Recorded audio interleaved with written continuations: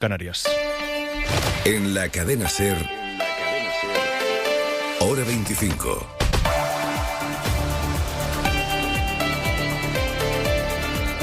Hola, muy buenas noches. La Junta de Andalucía ha actualizado el número de muertos por el incendio originado el pasado jueves en Los Gallardos.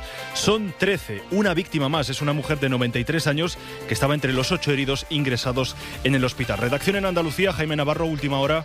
Se trata de una mujer de 93 años que permanecía ingresada en el hospital de Torre Cárdenas y que figuraba como uno de los heridos del incendio de Los Gallardos. La mujer, en el momento de la evacuación, sufrió quemaduras en el 15% de su cuerpo, concretamente en las zonas de las manos, y presentaba patologías previas, lo que lamentablemente ha hecho que no haya podido superar las lesiones y haya fallecido en las últimas horas. Con esta actualización, el balance total de víctimas mortales por la catástrofe en Almería asciende ya a 13 personas. Mientras tanto, la preocupación se centra ahora en los hospitales, donde aún quedan 7 heridos ingresados que continúan recuperándose de los efectos del fuego. Al margen de esta última hora, estaba siendo un fin de semana de relativa calma después de muchas horas marcadas por la tragedia, porque hoy todos los vecinos de la zona, unos 1.600 vecinos, han podido volver a sus casas. Un incendio que pasará a la historia por ser el más letal en Andalucía desde que hay registros. 13 muertos y 7 heridos, al menos 3 de ellos en estado grave. Y esta tarde se han declarado 2 incendios de los que seguiremos muy pendientes en las próximas horas. En el primero, en Aragón, esta tarde se ha declarado un incendio forestal en el municipio de Peñarroya de Stavins, en Teruel. El CECOPI acaba de terminar su reunión y las previsiones por el viento son de momento favorables. Varios núcleos de población en la comarca del Matarraña han tenido que ser desalojados porque el fuego avanza en dirección a sus casas. Las autoridades ya han enviado un mensaje de Saler recomendando a la población permanecer en lugares seguros. Además, la UME ya se encuentra desplazada sobre el terreno. Radio Zaragoza, Lorena Ruano. Los servicios de extinción afrontan la noche con más optimismo tras la mejora de las condiciones meteorológicas. Según el consejero de Interior, Roberto Bermúdez de Castro, el fuego sigue siendo muy preocupante, pero no tanto como a media tarde, cuando las fuertes rachas de viento complicaban gravemente la situación. El incendio ha obligado a desalojar un hotel, varias masías, un centro budista y una boda con una veintena de asistentes. El operativo, reforzado con medios del Gobierno de Aragón, la UME, el Ministerio y la Generalitat Valenciana, trabaja sobre un perímetro que ya habría afectado a unas 350 hectáreas. La prioridad ahora es evitar que las llamas avancen hacia la zona de los puertos de Beceite. También en Tarragona esta tarde se ha declarado otro incendio en el municipio de Aiguamur. Se ha obligado a confinar a unas 2.500 personas por el avance de las llamas que han calcinado más de 100 hectáreas. Los servicios de emergencia esperan darlo por estabilizado mañana a primera hora. Radio Barcelona, Gemma Alegrí. A esta hora los bomberos continúan trabajando para estabilizar el incendio después de haber descartado lograrlo durante la noche. Mientras tanto, se mantiene el confinamiento de unos 2.500 vecinos de hasta 5 municipios cercanos a Tarragona. Las llamas ya han arrasado 114 hectáreas, aunque el incendio tiene un potencial de propagación de hasta 1 millar. El fuego declarado esta tarde es el tercer incendio registrado en la misma zona en apenas 5 días. Los Mossos d'Esquadra y los agentes rurales investigan ya las causas de los 3 fuegos sin descartar por el momento ninguna hipótesis. Habrá que estar atentos al tiempo en las próximas horas. Previsión, Chelsea González. A esta hora continúan los avisos naranjas por tormentas en Galicia, Asturias, Cantabria, Castilla y León, Castilla-La Mancha y País Vasco, donde todavía podrán registrarse chubascos intensos que podrán venir acompañados de aparato eléctrico y granizo. De cara al lunes, la semana arrancará con intervalos nubosos en el norte y posibilidad de lluvias durante la mañana, aunque tenderán a abrirse claros conforme avance la jornada. En el resto del país dominará el sol, eso sí, el calor volverá a apretar con aviso naranja en Baleares por altas temperaturas desde el mediodía. Los termómetros alcanzarán los 39 grados en Lleida y los 37 en Murcia, mientras que por la tarde no se descartan tormentas localmente fuertes en el entorno del Ebro y el Pirineo Occidental. Y en menos de media hora, el larguero en directo desde Dallas, ciudad que acogerá el martes la semifinal del Mundial entre España y Francia, y también con un invitado muy especial, Manu Carreño. ¿Qué tal? Muy buenas. Hola, Sohai, muy buenas, desde Dallas, aquí las 4:05 de la tarde. Y mira, ¿sabes qué pasa? Que a mí me gusta mantener las tradiciones y los rituales. No soy nada supersticioso, pero justo hace 2 años, tuvimos una entrevista con el seleccionador Ruiz de la Fuente, con Antonio Romero, Antón Meana y Javier Raez, en la previa de la semifinal de la Eurocopa. Aquella semifinal fue contra Francia y le ganamos con aquel golazo de Lamine Yamal. Así que esta noche en el larguero le hemos propuesto a Luis de la Fuente si repetimos la jugada, y estaremos con Antonio Romero, Antón Meana, Javier Raez y un servidor para hablar con el míster en la previa de otra semifinal, no de Eurocopa, sino del Mundial, y también contra Francia. Firmamos que nos salga igual, con un golazo de Lamine también, por ejemplo, y que nos vayamos a la final. Así que en un ratito, en cuanto termine, Sohaib, aquí hacemos el larguero esta noche. Yo tampoco soy supersticioso, pero ojalá traiga suerte esa entrevista. Vamos a ver, ojalá. Todavía quedan muchas incógnitas por despejar. Por ejemplo, de quién era el poste de la luz que pudo provocar el incendio, cuántos medios tenía disponible Almería para atajar el primer incendio y por qué se descontroló. Mientras conseguimos todas estas respuestas, tratamos de encajar en el puzzle, las piezas que ya tenemos en una cronología.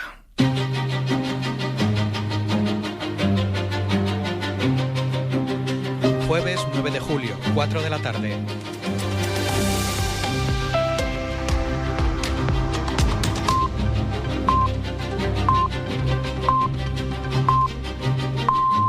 Son las 4 de la tarde, las 3 en Canarias. Almería lleva varios días en la regla de los 30. Más de 30 grados de temperatura. Máximas en la mayor parte de poblaciones entre los 35 y 40 grados. Por debajo del 30% de humedad y con vientos superiores a los 30 kilómetros por hora. Solo faltaba una chispa. Parece que pueda tener su origen en tendido eléctrico. Media hora después, el teléfono de emergencias 112 recibe las primeras llamadas de algunos conductores de la Nacional 340. Anda, mira quemándose las casas. ¡Quemándose las casas! Hay un fuego en el paraje de Almocáizar, junto a la carretera. Se habla de un cable de tendido eléctrico caído. La meteorología hace su trabajo. El incendio es pequeño y afecta a Montebajo, pero a un Montebajo muy almeriense. El esparto, la estipa tenacísima, debido a su bajo contenido de humedad en verano y su estructura fina, es un combustible vegetal extremadamente inflamable. No lo esperábamos porque es un incendio raro también. Las 5 de la tarde, el fuego se extiende sin remedio. Defendiendo la barriada del final de Lubric. Actúan contra él 2 vehículos autobomba y 21 bomberos forestales del Plan Infoca. Luego se suman 5 camiones de dotación de los bomberos de Levante. Las 5:30, con los termómetros marcando 40 grados y con rachas de viento de hasta 50 kilómetros por hora, los ayuntamientos de Los Gallardos, Bédar y Antas, coordinados por Protección Civil y la Policía Local, ordenan las primeras salidas preventivas en las barriadas más expuestas, por ejemplo Almocáizar y Alfais, casa por casa avisando. Ahora mismo está evacuado prácticamente el 100% del municipio. Las 7, el incendio sigue creciendo y ascendiendo a zonas escarpadas donde hay más combustible. Muchos vecinos denuncian que no ven suficientes medios de extinción. Al inicio sí, para mí faltaba algo al inicio. Las 8 de la tarde, el incendio definitivamente se ha descontrolado. El viento de suroeste levanta las llamas hacia la Sierra de Cabrera. La Junta eleva el Plan Infoca a situación de emergencia operativa 1. Todos los efectivos del Plan Infoca, de los servicios sanitarios, de la Fuerza y Cuerpo de Seguridad, bomberos, están luchando para atacar a este incendio. Antes de que se haga de noche, funcionarios municipales y voluntarios acuden a zonas aisladas para acelerar la evacuación. Por ejemplo, el camping de Los Gallardos o algunas viviendas dispersas en zonas de Montebajo. Por el momento son 11 las personas que tenemos confirmadas han perdido la vida. Entre las 9 y las 10, a falta de informes forenses, es cuando se produce el fallecimiento de la mayoría de las víctimas. Todo apunta a que los afectados que fueron avisados de la evacuación, según los alcaldes, no quisieron salir en un primer momento. A nosotros nos asegura el alcalde, lo ha asegurado a todos los medios de comunicación, que él habló con prácticamente todos los vecinos. Y por otro lado, los vecinos que fallecieron, él les pidió directamente que desalojaran cuanto antes y se negaron. Pero que es que el saler no les hubiera llegado. Y después intentaron huir por sus propios medios, a pie o en coche, y además por un camino que se convirtió, ha dicho Juanma Moreno Bonilla, en una ratonera. Entiendo que muchos ciudadanos cuando ven el fuego, pues lo primero que hacen es huir, ¿no? A las 10:30 las llamas cortan las carreteras principales hacia Bédar y la Sierra. Varios equipos de rescate intentan entrar para buscar a los rezagados. Se ven obligados a retroceder. En la madrugada del viernes, tras la llegada de la unidad militar de emergencias, logran romper los perímetros bloqueados por el fuego. El personal de los ayuntamientos localiza los primeros vehículos calcinados en las cunetas. Con ellos, los fallecidos. Estamos ante uno de los incendios más mortíferos de la historia reciente de España. Crónica del enviado especial de la SER a la zona de Los Gallardos, de Javier Ruiz Martínez. Decíamos que la mayoría de los fallecidos son ciudadanos extranjeros, muchos de ellos británicos, porque Los Gallardos en Almería es, de hecho, una zona donde vive casi un 40% de turistas. Lucía Hernández. Hemos podido hablar con un periodista, Alessio Ghirlanda, que estuvo presente ahí en el desarrollo de los incendios y que pudo hablar con los supervivientes. Alessio trabaja en Olive Press, un diario dirigido a la población de habla inglesa en Andalucía. El periodista relata que les sorprendió la gratitud que expresaron los vecinos de Bédar con los servicios de emergencias y que al intentar hablar con ellos sobre la polémica del SS Alert no emitidas, estos les respondían que ni hablar. Los servicios de emergencia han sido impecables, que los han cuidado muy bien, la Cruz Roja, los bomberos, la Guardia Civil, hay muchísima gratitud. Y como te digo, es una cosa que me ha sorprendido. Como varios de los fallecidos han sido ciudadanos extranjeros, le hemos preguntado a Alessio si eso podía deberse a una barrera con el idioma por la que no llegaron a entender las indicaciones de los servicios de emergencia. Fueron casa por casa a avisar, o sea, habría sido imposible no enterarse. Lo que tenemos entendido, según lo que ha dicho también Antonio Sanz, es que, por ejemplo, el grupo de 9 evacuados, que lamentablemente 7 fallecieron al final, habían recibido la orden de quedarse en sus casas, pero como vieron las llamas que se acercaban mucho, se asustaron y decidieron intentar huir a pie. Entonces, mi interpretación de este hecho, tal y como lo ha relatado Antonio Sanz, no es que no se hubieran enterado, sino que se han asustado. Alessio explica que la mayoría de la población extranjera en la zona es de jubilados y que saben hablar español y que están muy integrados con el resto de los vecinos, por lo que no haberse enterado no era una opción. El periodista ha recalcado la buena labor de los servicios de emergencias, según le trasladaron los supervivientes. Bueno, pues los vecinos ya han podido volver a sus casas. En el día de hoy se les autorizó. Y esto ha sido gracias a que el incendio se ha podido dar por estabilizado. Lo ha explicado esta mañana el presidente de la Junta, Juanma Moreno, que ha acudido al puesto de mando y ha querido agradecer así la sintonía a la hora de abordar la emergencia entre gobierno central y autonómico.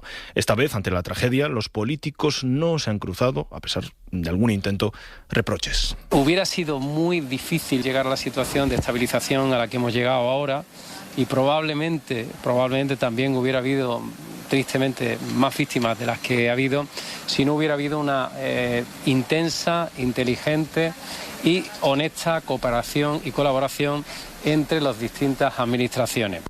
Y recogía el guante la ministra de Defensa, Margarita Robles, también presente en el puesto de mando. Andalucía ha vivido unos momentos muy duros y los ha vivido toda España solidariamente, y nuestra solidaridad ha sido una solidaridad total. Y lo hemos querido demostrar trabajando todos juntos. Cuando hay emergencias y catástrofes de este calibre, la mejor manifestación para poder ser eficaces es la unidad, es trabajar todos conjuntamente.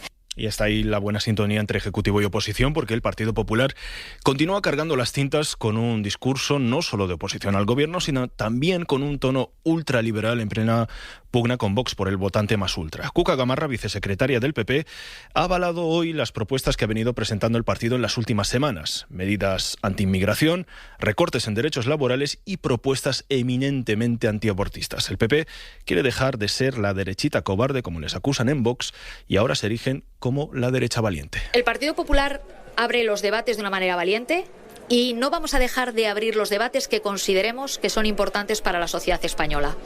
Y por tanto no tenemos ningún tipo de complejos, todo lo contrario. Y vamos a hablar de las cosas que si incomodan al gobierno, el que tiene un problema es el gobierno.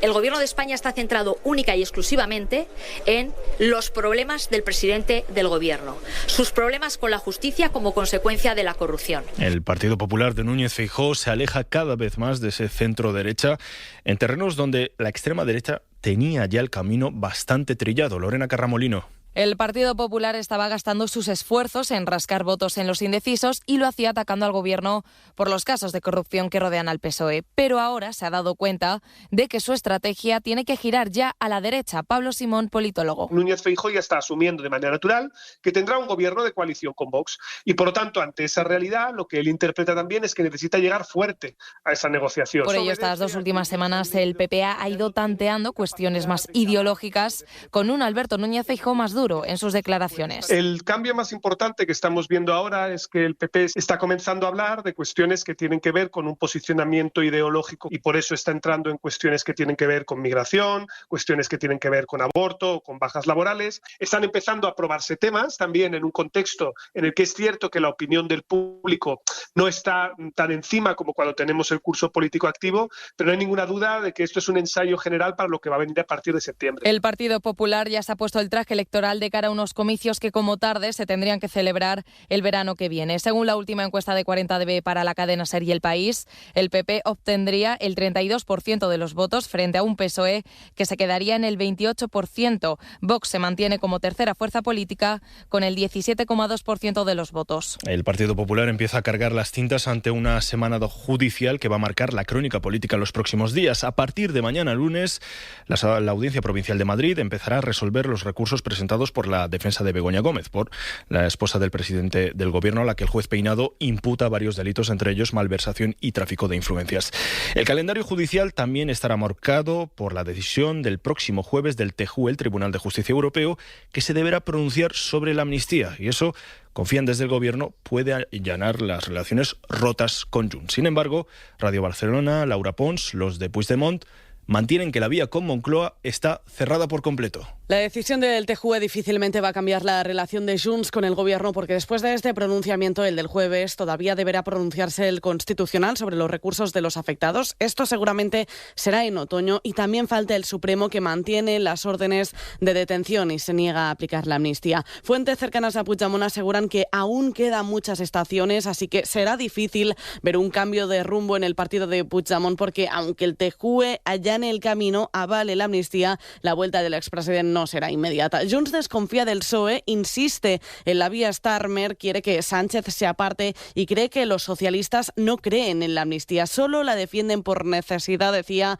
hace unos días Jordi Turull, el secretario general de Junts en Ser Catalunya. Però ells no s'ho han cregut, això de l'amnistia. Ells ho han fet per necessitat. Quien añadía que ni al PP ni al PSOE les conviene la vuelta de Puigdemont. ¿Al PP y al PSOE les interesa? Doncs jo ¿Al ja PP y no al ho sé. PSOE les interesa? Pues no lo sé, yo creo que no, porque significa otra vez sacudir el tablero político y es tener aquí a la persona que han intentado combatir durante tantos meses. Han pasado de prometer la prisión para Puigdemont a anunciar que están dispuestos a ponerle una alfombra roja cuando llegue al aeropuerto de Barcelona. Catifa vermella perquè arribi a l'aeroport de Barcelona. Junts se aleja del PSOE, se distancia de Sánchez porque ya está en modo electoral, y más teniendo en cuenta el último CEO que demuestra que la ultraderecha de Alianza Catalana se consolida como adversario, confirmando el sorpaso de Orriols a Junts per Catalunya.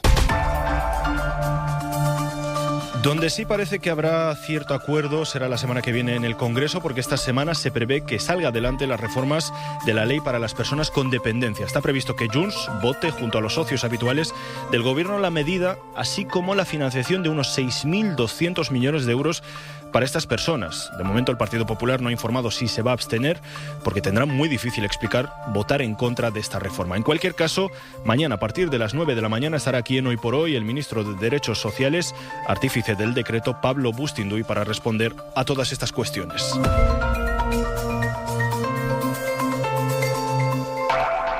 El Gobierno intenta levantar cabeza reivindicando su gestión con esos miles de millones de euros para el sistema de dependencia. Sobre las residencias hablamos precisamente. Unas 50.000 personas mayores dependientes esperan a que se les conceda una plaza en alguna de las de gestión pública, porque la inmensa mayoría son privadas. María Ibáñez. Es el caso de la Madre de Mar. No se puede permitir una residencia privada. Una plaza en la pública la da por perdida. Estamos peleando porque le den el grado 3. En el caso que no lo dieran, solicitaríamos residencia, pero hoy por hoy no es factible, dado los precios que tienen, y mi madre tiene la pensión mínima. De media, las residencias que no son de gestión pública son un 15% más caras que hace 3 años. 2022, el precio medio en España era de unos 1.870 euros más IVA. En 2025 había subido hasta 2.150. Es Josep de Martí, fundador de Inforesidencias, el portal especializado en la búsqueda y comparación de estos centros. Cabe recordar que las comunidades tienen transferida la competencia en dependencia y son las que ejecutan el presupuesto que el Estado pone a su disposición. También diseñan e implantan las políticas sociales. Conocemos el caso de una mujer de 101 años que se ve obligada a cambiar de residencia ahora, a estas alturas. Es Carmen López, de Marea de Residencias. Alude al acuerdo marco que suscribe la Comunidad de Madrid cada 4 años con centros privados que reservan plazas para la administración. La cuestión es que, denunciar colectivo, muchas residencias deciden suprimirlas. Los colectivos en defensa de las personas mayores también denuncian que las residencias privadas suben los precios sin que redunde en una mejora de la atención ni de las condiciones laborales. Y como Carmen, muchos familiares se sienten impotentes. Porque mi madre está orinada hasta arriba. O sea, es que encima me acusaban de que yo iba a montar allí el pollo. Oye, que yo estoy pagando 2.000 y pico euros. De las casi 5.200 residencias para personas mayores que hay en España, apenas el 14% son de titularidad y gestión exclusivamente pública. En Pamplona, miles de personas se han concentrado esta noche en contra de las agresiones sexuales. Concentración multitudinaria después de la detención de un individuo acusado de violar a una mujer en las fiestas de San Fermines. Saray González, buenas noches. Buenas noches. Ha sido poco después de las 9 en la Plaza del Castillo. Allí el movimiento feminista ha convocado una manifestación para denunciar el goteo de agresiones sexuales registrado en lo que va de San Fermín. En un comunicado, el colectivo eleva a 14 las agresiones que han sido denunciadas. La última, una presunta violación ocurrida en la madrugada del sábado en la Vuelta del Castillo. La jueza ha decretado un ingreso provisional y sin fianza del detenido. La investigación pasará ahora al juzgado de violencia sobre la mujer en Pamplona. Y en la crónica internacional veremos cuál será la reacción de los mercados en las próximas horas de la bolsa este lunes, después de que el régimen iraní anunciara el cierre del estrecho de Hormuz. Aunque para el presidente de Estados Unidos, Donald Trump,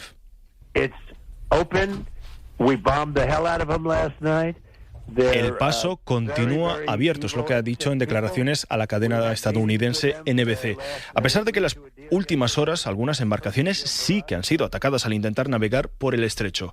En cualquier caso, Oriente Próximo vuelve a ocupar las portadas de la crónica internacional después de una nueva noche de intercambios de ataques entre Irán y Estados Unidos. Corresponsal en Oriente, Nuria Garrido, buenas noches. ¿Qué tal? Buenas noches. Sí, Irán ha confirmado esta tarde que se han producido nuevos bombardeos en la ciudad sureña de Bandar Abbas, que recordemos alberga el puerto más grande del país, y también en la isla de Qesem, cercana al estrecho de Hormuz. Sobre estos últimos ataques, Estados Unidos no se ha pronunciado, pero un funcionario de la Casa Blanca ha confirmado al portal digital Axios que sí han lanzado una nueva tanda de ataques en los que dicen han atacado barcos de la Guardia Revolucionaria y sistemas de defensa.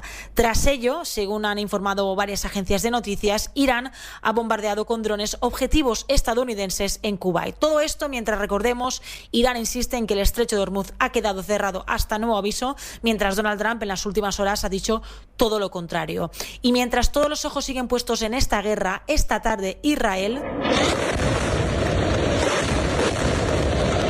ha lanzado varios bombardeos contra la ciudad de Gaza en una jornada en la que ha matado al menos, según fuentes hospitalarias, a 6 personas en ataques en los que ha golpeado otros puntos del enclave palestino. En Canarias, Salvamento Marítimo ha rescatado un cayuco con 134 personas inmigrantes a bordo en aguas próximas a la isla de Gran Canaria. Hay 125 hombres, 9 mujeres, 50 de ellos han declarado ser menores de edad. Radio Club Tenerife, Néstor Godoy. 134 personas, todas de origen subsahariano, y entre las que se encontraban 50 posibles menores de edad, han sido rescatadas durante la noche en un cayuco a unos 19 kilómetros del sur de Gran Canaria, que fue trasladado al muelle de Arguineguín pasadas las 3:30 de la madrugada. Están siendo horas muy intensas en lo relacionado con la llegada de cayuco a las islas. Desde el viernes, con este último cayuco han llegado 370 personas a Canarias por medio de 4 embarcaciones. La primera de ellas, el viernes, con 95 personas, fue localizada a 11 millas del Hierro, misma isla a la que el sábado llegó un cayuco con 131 personas a bordo en un desembarco con complicaciones al estar escorado a estribor y estar los migrantes con nerviosismo al llevar 2 días sin comida ni agua. Además, a primera hora del sábado, un cayuco con 9 migrantes desembarcó por sus propios medios en la isla de Lanzarote. La empresa ferroviaria Adif ha informado hoy de un robo de cable en la línea que une Madrid con Andalucía, y eso ha provocado varios retrasos en la línea de alta velocidad. Y es que el robo de cables es un delito bastante habitual, son muchos. En los últimos 8 días se han contabilizado hasta 4. Un delito que parece menor, pero que afecta a miles de personas que utilizan el tren como medio de transporte habitual. Bueno, pues ante esta situación el Gobierno anuncia que endurecerá las penas por robo de cables. Edu Hernández. El Ministerio busca una respuesta más contundente a la oleada de robos de cable que está sufriendo la red ferroviaria. De hecho, en la última semana han contabilizado 4 sustracciones de este tipo de material en la línea de alta velocidad que une Madrid con Andalucía. Estos robos suelen provocar retrasos e incluso cortes de circulación y, aunque muchas veces son cables con escaso valor económico, generan muchos problemas de señalización. El Ministerio trabaja ahora en una propuesta para reformar el artículo 240 del Código Penal e incorporar un subtipo agravado de robo con fuerza, castigado con penas de 2 a 6 años de prisión cuando se roben elementos de la infraestructura ferroviaria y atente contra la circulación o el servicio. Bueno, pues hoy nos vamos a ir con una efeméride para los más nostálgicos, porque hoy se cumplen 40 años desde que alguien bajó por primera vez, a alguien se le ocurrió bajar por primera vez al fondo del mar para ver los restos del Titanic, aquella embarcación que naufragó en aguas del Atlántico. Nos lo cuenta Chelsea González. Llamaban al Titanic el buque de los sueños. Hace 40 años, Robert Ballard descendía por primera vez hasta los restos del Titanic. A casi 3.800 metros de profundidad, el explorador contempló un barco partido en dos y convertido en una tumba submarina. A partir de este momento, hagamos lo que hagamos, el Titanic se irá a pique. Sus restos se encontraron en 1985, 74 años después, y aquel descubrimiento reavivó la fascinación por el llamado barco de los sueños. Creo firmemente que la vida es un regalo y no pienso desperdiciarla. Después llegaron documentales, exposiciones y en el 97 la película de James Cameron convirtió la tragedia en uno de los grandes fenómenos de la historia del cine. ¡No te sueltes de mi mano! ¡No me rendiré! Desde entonces, millones de personas han querido conocerlo, visitar sus restos o poseer alguno de sus objetos, pero la estrella de los naufragios se deteriora lentamente bajo el Atlántico. El Titanic está condenado a desaparecer, aunque su historia parece decidida a no hundirse nunca.